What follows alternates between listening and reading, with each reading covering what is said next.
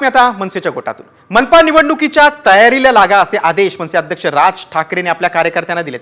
पक्षाची कामं जनतेपर्यंत पोहोचवा, तसंच निवडणुकीसाठी कामाला लागण्याचे आदेश राज ठाकरेंनी कार्यकर्त्यांना दिलेत.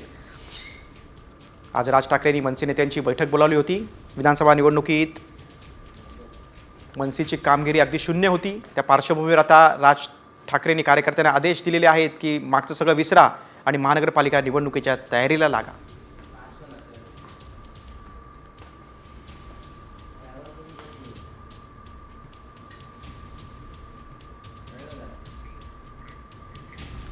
राज ठाकरेंकडून संघटना बळकट करण्याचे आदेश आहेत.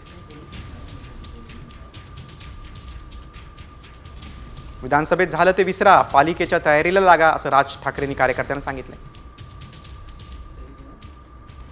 लवकरच मनसे पक्ष संघटनेत बदल करण्यात येणार आहे. पालिका निवडणुकीआधी मनसेची एक टीम बनवली जाणार आहे. मनसेची ही टीम राजकीय परिस्थितीचा आढावा घेईल.